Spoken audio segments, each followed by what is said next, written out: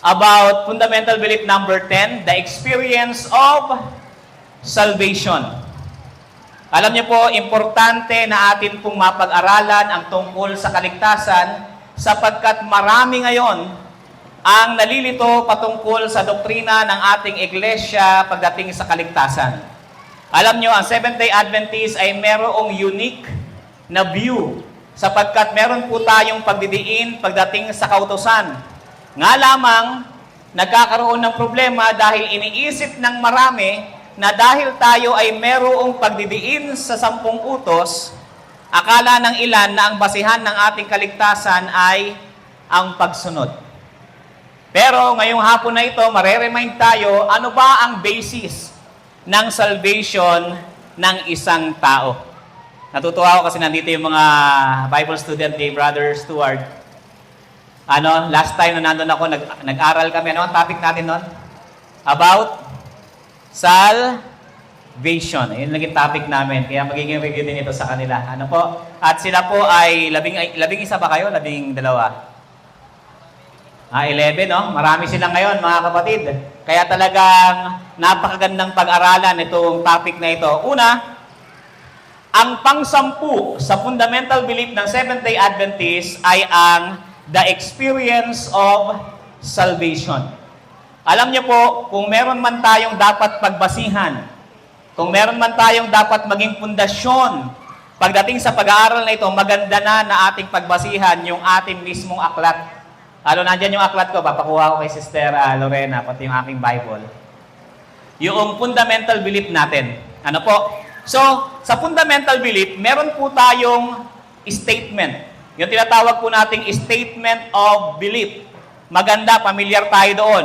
Bawat fundamental belief, merong statement of belief, yun yung pinaka-summary ng atin pong doktrina. Ang sabi rito, samahan niyo po akong basahin, ang sabi dyan, in infinite love and mercy, God made Christ, who knew no sin, to be sin for us. Ano daw? Dahil sa kayamanan ng habag ng Diyos at ng kanyang pag-ibig, si Jesus na hindi nakakakilala ng kasalanan, ibig sabihin walang kasalanang nasumpungan sa kanya, hindi siya nagkasala, sabi diyan, siya ay ginawang kasalanan mismo or itinuring na makasalanan so that in Him we might be made righteous. Pansinin niyo po yung salitang ginamit. Sa pamamagitan ni Jesus, tayo ay magiging matuwid. Sa madaling salita, ang katwiran natin ay hindi sa atin, kundi ang katwirang ito ay katwiran na nagmumula kay Kristo.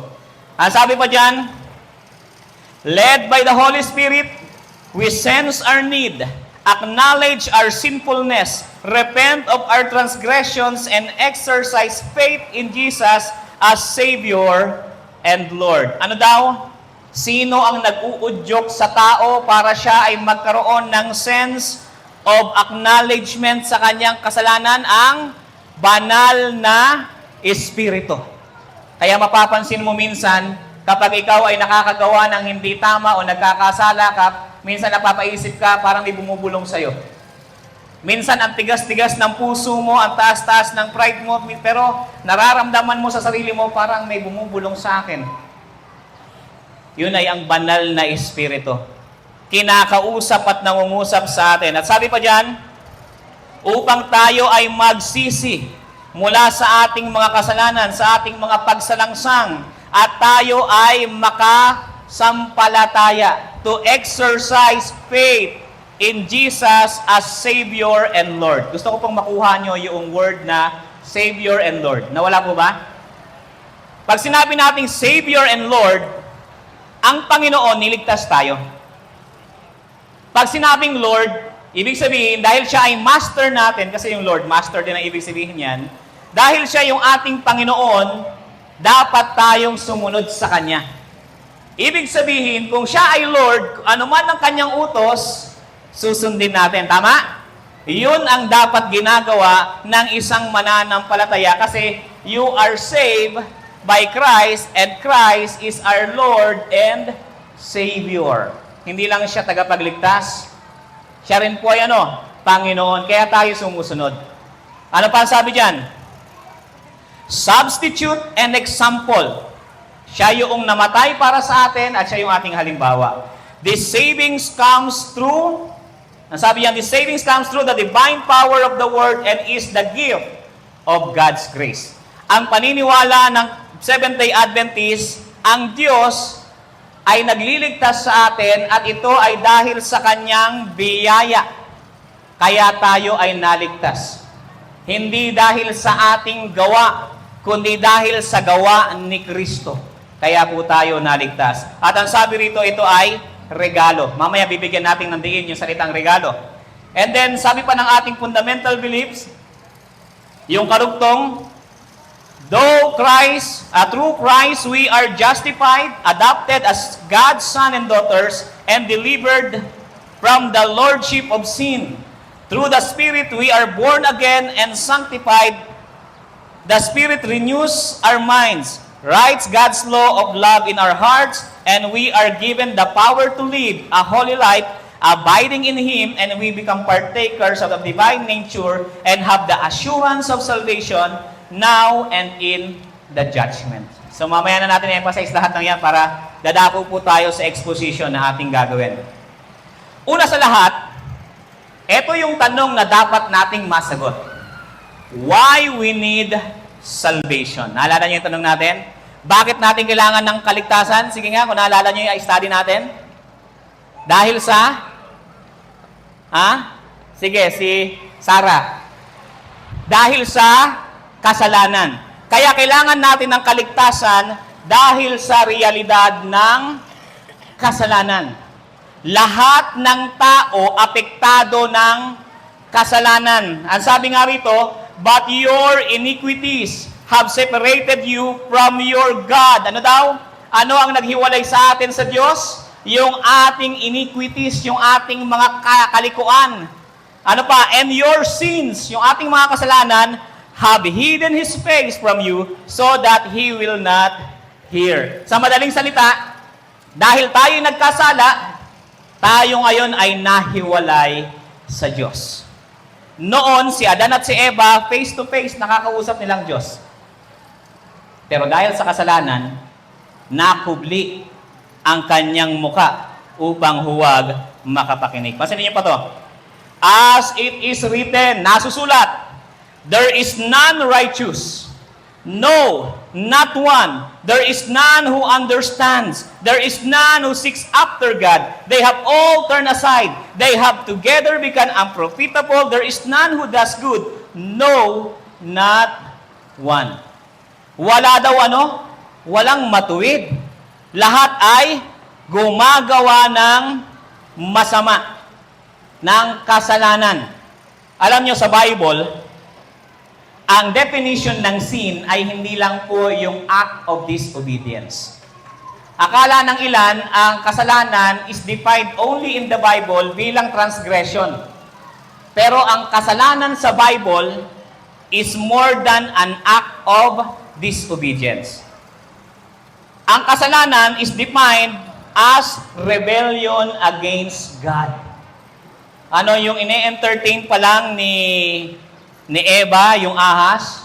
Wala pa naman talaga siyang ginawa doon eh.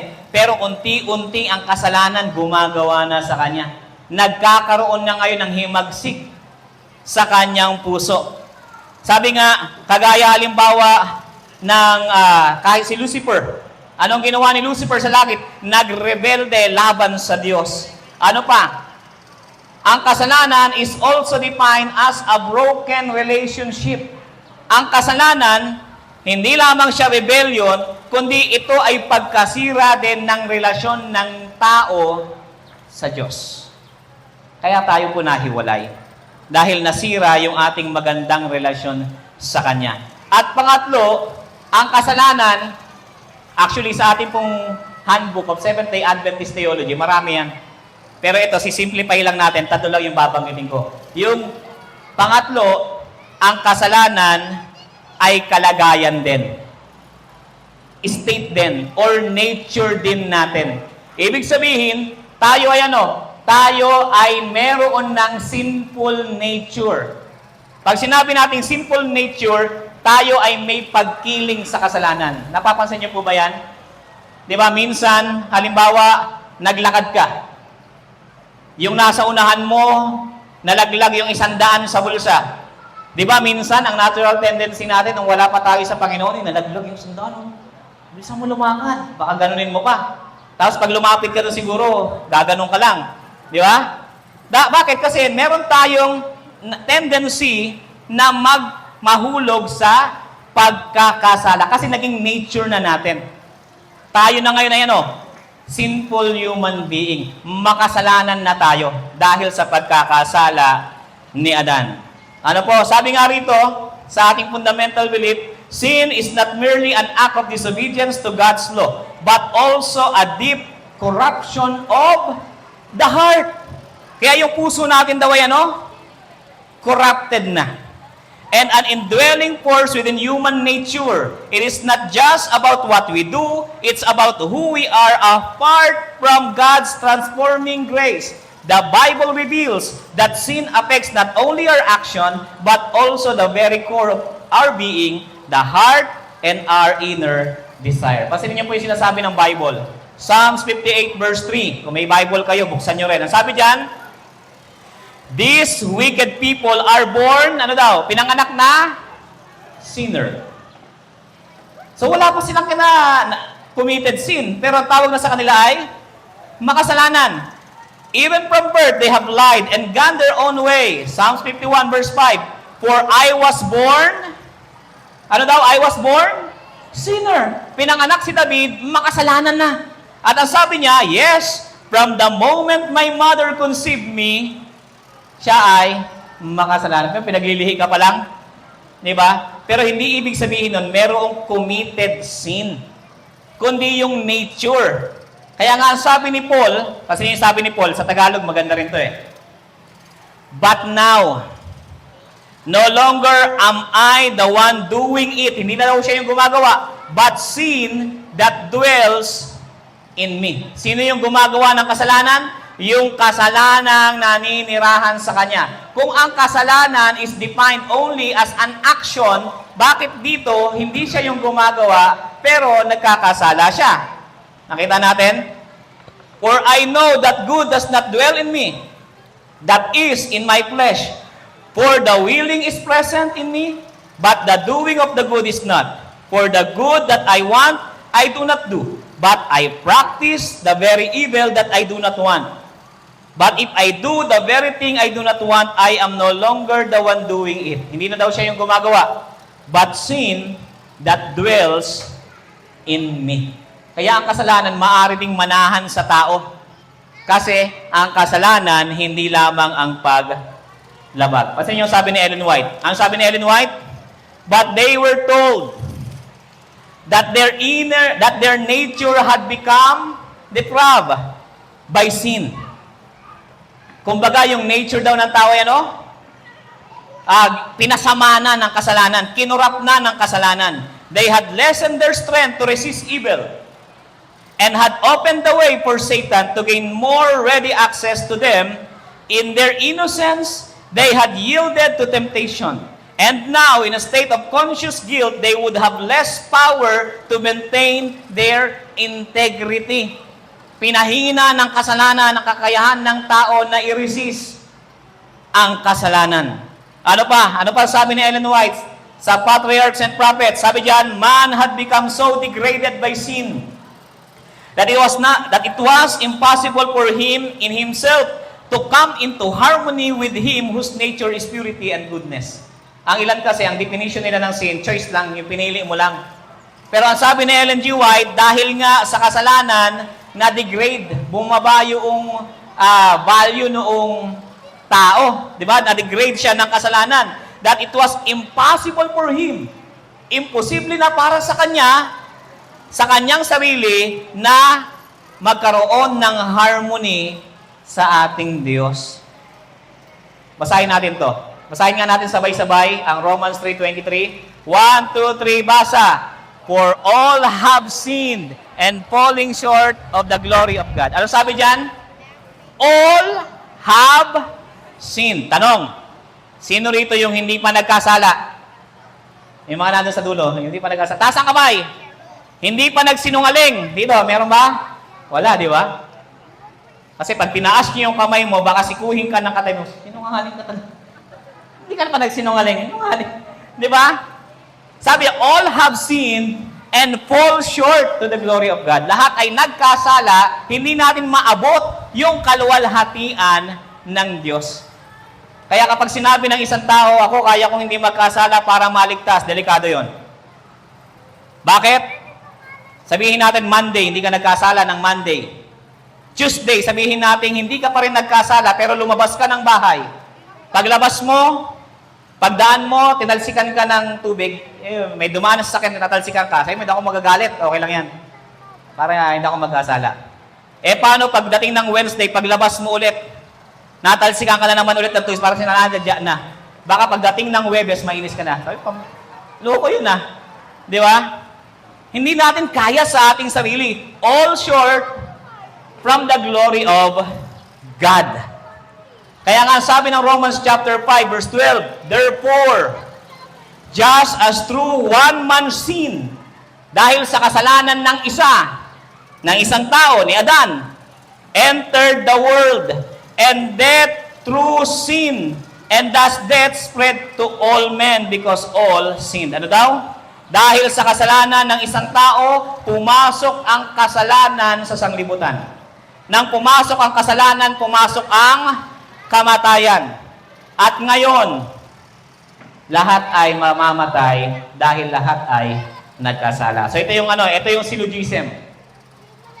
Everyone commits sin. Romans 6:23, for the wages of sin is death. So kung ang lahat ay nagkasala at ang kabayaran ng kasalanan ay kamatayan, ano ang mangyayari sa mga tao? Tayo ay mamamatay. Bakit? Dahil lahat tayo ay nagkakasala. Dahil lahat tayo ay makasalanan. Kaya ito yung syllogism mo. If everyone committed sin, and the wage of sin is death, therefore, everyone will experience death. At yung kamatayan na ito, hindi lang yung basta kamatayan na nararanasan ng marami ngayon, kundi ito'y tumutukoy sa second death. Ano sabi dyan? But for the cowardly, sa mga duwag, sa mga hindi mananampalataya, sa mga gumagawa ng karumal-dumal, sa mga mamamatay tao, sa mga immoral, sa mga manggagaway, sa mga idolaters, sa mga sinungaling, ang kanilang bahagi ay sa dagat-dagatang nagniningas na apoy at asupre, which is the second death. Yun daw yung ikalawang kamatayan, yung sa dagat-dagatang apoy. Kaya ito yung problema. Dahil sa epekto ng kasalanan sa ating buhay, tayong mga tao, kinakailangang mag-intervene ng Diyos. Kailangan gumawa ang Diyos. Kaya dito natin ma-appreciate yung kaligtasan ng ginawa ng Diyos. Kasi ang Diyos mismo ang nag-initiate para sa atin. Ano sabi diyan? Sabi nga, sin corrupted the perfect creation of God. Gagaya ng tao. Hindi lamang tao, pati ang buong sanglibutan na corrupt dahil sa kasalanan. Kaya dito, gusto kong makita nyo itong isa pang syllogism natin. Ever since God is holy and sin is evil, and God is good and sin is wicked, therefore God needs to eliminate sin. Dahil ang Diyos ay banal, at ang kasalanan ay kasuklam-suklam, hindi maaari na mag-exist throughout eternity ang kasalanan kasama ng banal na Diyos. Kinakailangang alisin ang kasalanan. Kaya ito yung importanteng tanong. Ang importanteng tanong ay ano? Basahin nga natin. 1, 2, 3, basa. What must I do to be saved? Anong dapat kong gawin para ako maligtas? Alam niyo kung anong sabi nila Pablo nung tinanong ito? Basahin nga natin sabay-sabay. 1, 2, 3, basa. And they said, believe in the Lord Jesus, and you shall be saved, you and your household. Ano daw? Sa Tagalog niyan ay, manampalataya ka sa Panginoong Yesus, at maliligtas ka, ikaw at ang iyong sambahayan. Sige nga, sabihan mo nga ang iyong katabi, kapatid, manampalataya ka kay Jesus. Sige nga, sabihan natin. Sabihan mo katabi mo, kapatid, manampalataya ka sa Panginoong Jesus. Di ba? We are encouraging everyone to put their trust and confidence sa ating Panginoon. Manampalataya tayo sa Kanya. At anong sabi? You shall be saved. You and your household. Kaya ang sabi nga sa John 3:16, kabisado natin ito, ang sabi noon, for God so loved the world, that He gave His only begotten Son, that whoever believes in Him should not perish, but have eternal life. Ano daw? Sino mang sumampalataya, hindi mapahamak. Hindi sinabi dyan na sino man yung perfect yung kanyang obedience, hindi siya mapapahamak. Hindi ganun eh. Ang liwanag eh. Whoever believes in Him should not perish. Kaya nga sabi ng Ephesians 2, for by grace you have been saved. Paano tayo naligtas? Sa biyaya kayo'y naligtas through faith, sa pamamagitan ng pananampalataya, and that not of yourselves. Alam nyo, may iba, ang sabi nila, sino ba ang nanampalataya? Di ba ako? O di may bahagi ako sa kaligtasan, hindi po. Kasi yung pananampalataya mo, hindi yan naging basis ng kaligtasan. Ang naging basis ng kaligtasan, yung sakripisyo ni Kristo. Yung ating pananampalataya, para siyang kamay na iniabot natin sa Panginoon, para tayo ay Kanyang alisin doon sa kumunoy ng kasalanan kung saan tayo po'y nalulubog. Kaya nga sabi dyan, not of yourselves. May talata pa nga na ang pananampalataya ay regalo rin ng Diyos. Ano po? Sabi diyan, not of yourselves, it is the gift of God, not as a result of works, that no one should boast. Bakit hindi kaya binasi ng Diyos sa gawa natin yung ating kaligtasan? Alam niyo kung bakit? Kasi kapag nakabase yan sa gawa natin, maaari ka nang magyabang. Baka sabihin mo sa kanya, oy friend, kamusta ka na? Ano ginawa mo kanina? Alam mo friend, ligtas ako. Marami akong ligtas points. Marami akong ligtas points. Bakit? Kasi 4 na pulube. Binigyan ko tagbe-20. 80 rin yun. Sasabihin naman ng isa, uy, friend, ang damot mo naman. Parang ang baba ng ligtas points mo. Kasi ako yung nagbubukas dun sa 7-Eleven. Binigyan ko 50. Pagdating ko sa Alphamart, yung nagbukas, binigyan ko rin 30. Di ba? Tapos pagdating ko doon sa Dali, may nagbukas din, binigyan ko 20, 100 lahat. O, mas ligtas ako sa'yo. Nakita niyo punto? Kapag ang kaligtasan nakabase sa performance mo, paggawa mo, pwede kang magyabang. Sasabihin ng isa, aba, wala ka sa akin. Nadamot nyo naman. Ang damot nyo sa kapwa. Di ba? Baka sabihin pang gano'n. Bakit? Kasi kami, every Sunday morning, nagpipiting kami. Yung ambag ko, 1.5. Di ba? Kapag nakabase sa gawa mo, pwede kang magyabang. Pero ang ginawa ng Diyos, binasi niya sa Kanyang biyaya nang sa ganon, walang ni isa sa atin ang magyayabang. At sasabihin na, Lord, ligtas ako. Naalala niyo yung isang Pariseo na nanalangin sa kwento ni Jesus? Yung isa nakatingin sa langit at sabi niya, Lord, maraming salamat kasi hindi ako kagaya ng Pariseo na to. Ay, hindi ako kagaya ng tax collector na ito, na makasalanan ako, nag-iikapu ako, kung ano pa man. Ganun yung kanyang sinasabi. Kaya sabi diyan, ang biyaya ay regalo. Nakita niyo yung salitang gift? Tanong, kapag regalo, may bahagi ka ba ron? Sino po rito nakatanggap na ng regalo? Brother Jerome.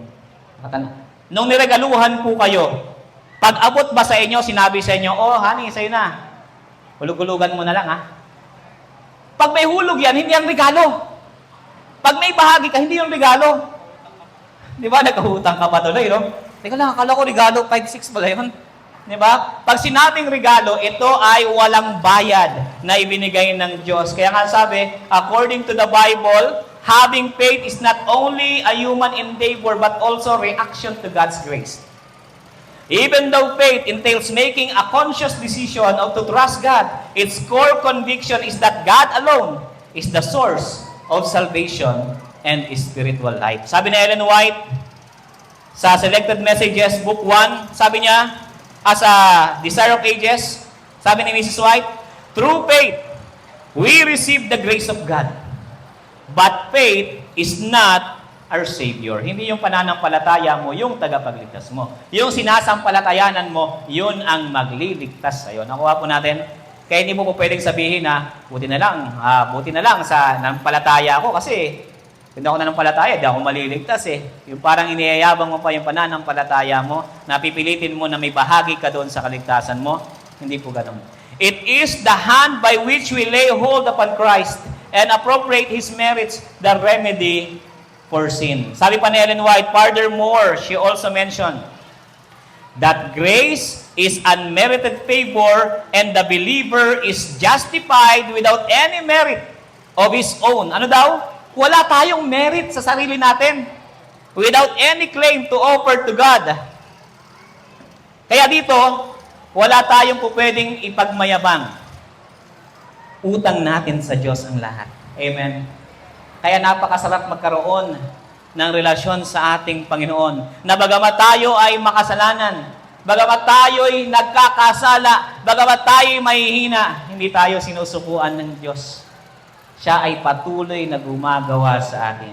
Alam niyo po, sa karanasan ng kaligtasan, it involves repentance. Pag sinabi po nating repentance, hindi po ito yung umiiyak ka lang. Mamaya ipapaliwanag ko yung meaning ng repentance sa Bible.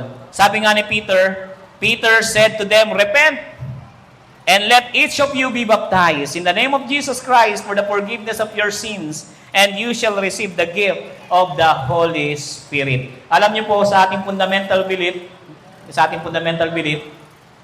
yung salitang repentance ay translation siya sa salitang Hebreo na nakam. Nakam. Ibig sabihin ay to be sorry, to repent. Ang equivalent niya sa Greek ay metanoio, means to change one's mind, to feel remorse, to repent.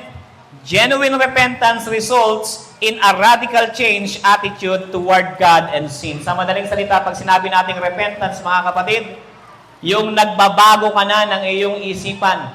Kung dati nag-e-enjoy ka sa kasalanan, ngayon nagbabago ka na, iniiwan mo na, tinatalikuran mo na, at ikaw ay lumalakad na papalapit sa Panginoon ngayon. Ganon ang repentance. Hindi yung umiiyak ka lang pero gagawin mo pagkahapon. Hindi yun repentance. Ano po? Kaya nga sabi, although repentance precedes forgiveness, sinners cannot, by repentance, fit themselves to secure the blessing of God. In fact, sinners cannot even produce from within themselves repentance. It is the gift of God. Kaya kahit yung repentance, kahit yung faith, regalo rin po yan ng Diyos. Pero hindi ibig sabihin na wala kang choice. May choice ka. Pag nag-resist ka, inayawan mo, hindi ka pipilitin ng Panginoon. Ang kinakailangan mong gawin, total surrender. Magpapasakop ka sa Kanya. Sabi nga, the Holy Spirit draws sinners to Christ in order that they may find repentance, this heartfelt sorrow for sin. Gumagawa ang Holy Spirit. Ngayon, gusto kong dakuha nito itong justification. Then mamaya, siguro dadako na tayo sa question and answer. Ang justification, ano nga sa Tagalog ang justification? Ito ay pag-aaring ganap. Ano po? Justification is the divine act by which God declares a penitent sinner righteous. Ano daw? Ang justification ay gawain ng Diyos yan, na kung saan Kanyang dinedeklara ang isang makasalanang nagsisisi na matuwid. Pansinin nyo, dineklara tayong matuwid.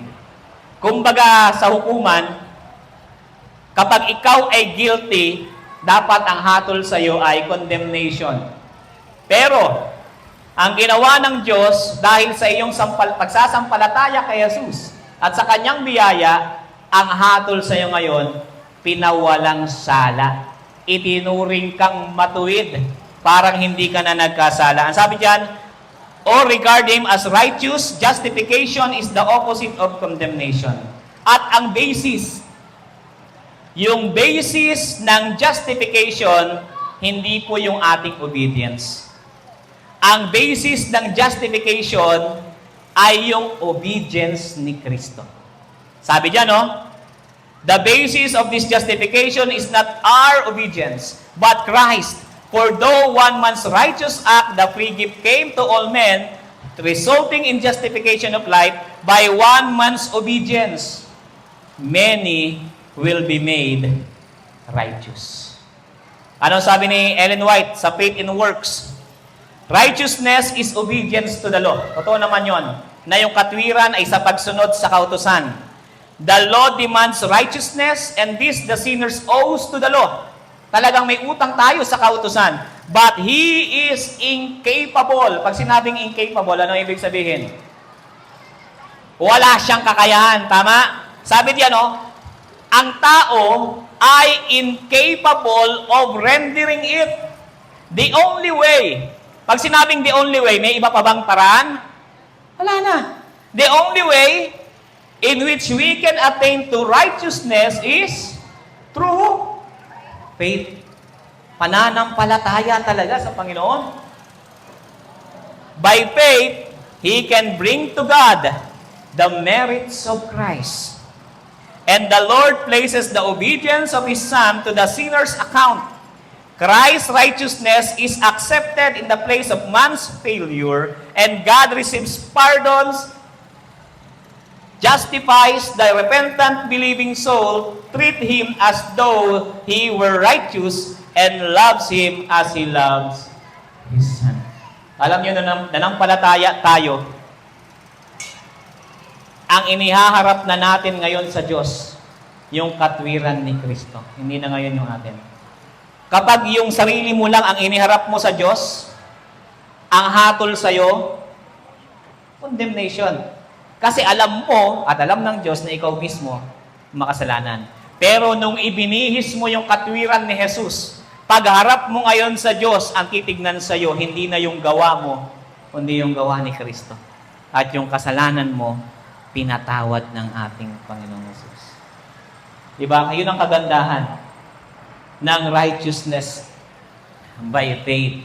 Kaya nga sabi pa rito, sa Titus chapter 3, o dito sa ating fundamental beliefs, He gives this obedience to those believers who are justified freely by His grace. Tayo ay inaring ganap na walang bayad ng kanyang biyaya, not by works of righteousness which we have done, but according to His mercy, He saved us. Ang sabi ng ating fundamental belief, through justification by faith in Christ, His righteousness is imputed to us.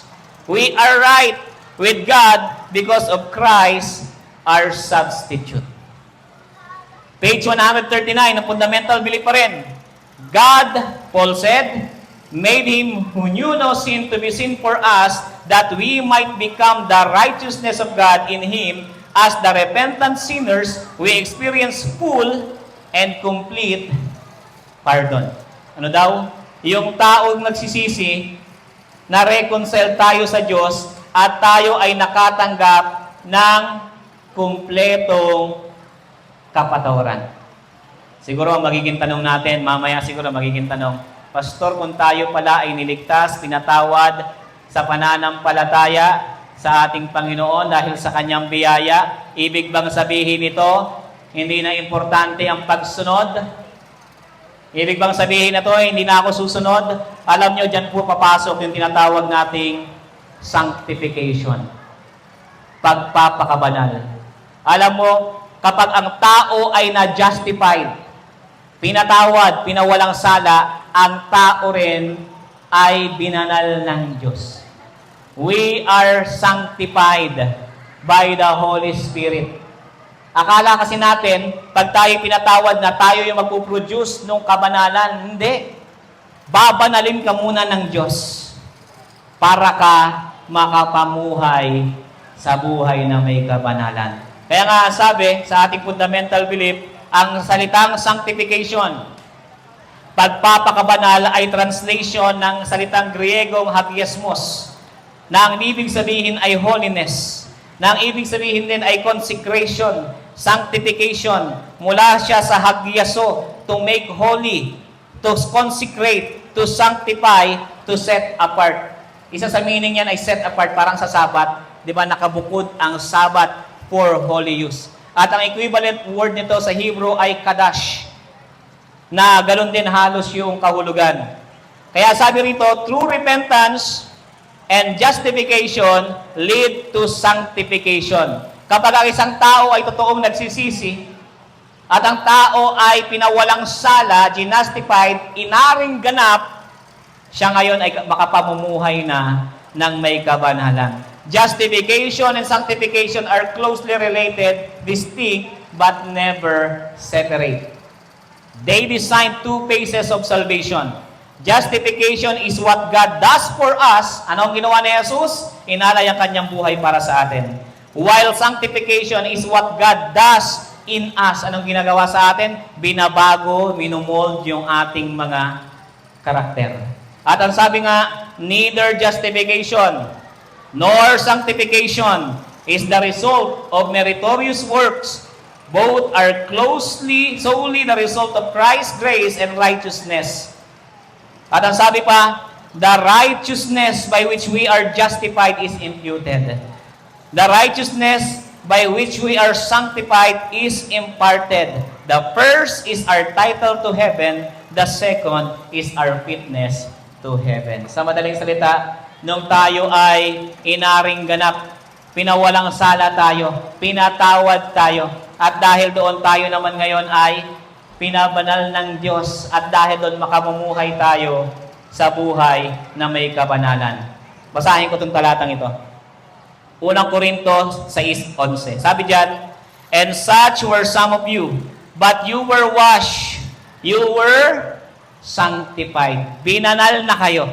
You were justified in the name of the Lord Jesus Christ and by the Spirit of our God. Hebrews 10:10. And by that will we have been sanctified through the offering of the body of Christ once and for all.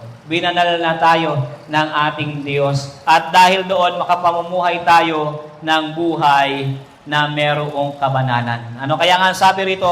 Babasahin ko itong talatang ito sa unang Tesalonica 4. Ito ay tumutukoy sa mga believers. 1 Thessalonians chapter 4, kung kayo may Biblia, verse 3. Ang sabi, it is God's will, ito'y kalooban ng Diyos, that you should be sanctified. That you should avoid sexual immorality. That each of you should learn to control your own body in a way that is holy and honorable. Verse 7, tanong tayo ng verse 7. For God did not call us to be impure, but to live a holy life. Alam niyo po, kaya hindi natin isinasantabi ang pagsunod sa kautusan, sapagkat tayo ay tinawagan na mamuhay ng may kabanalan. Ang pagsunod ay bunga ng kaligtasan na ginawa sa atin ng Diyos. Hindi ito yung basihan. Ano po? Alam ko, mamaya meron kayong mga katanungan. Kaya siguro, dito ko muna puputulin yung akin pong presentation. Pero bago yan, babasahin ko po ang binabanggit ng ating fundamental belief. Ang sabi ng ating fundamental belief, only through Christ, tangi lamang sa pamamagitan ni Jesus, what transforms human into the image of their Creator is the putting on or partaking of the Lord Jesus Christ. The renewing of the Holy Spirit. It is the perfecting of God's love in us. Kaya tayo, sa Bible, tinatawag na banal yung mga iniligtas. Kaya nga yung mga taga-Korinto, kahit sila yung mga makasalanan, anong tawag sa kanila? Sa mga banal na nasa Korinto, na binanal ng Diyos. Sa ibang aklat din, sa mga banal na kay Kristo, ang ating pagiging banal, ang ating pagiging matuwid, palaging related sa ating relasyon sa Panginoon. Pati yung perfection na tinatawag, yun po ay related dahil sa ating koneksyon sa ating pong Panginoon.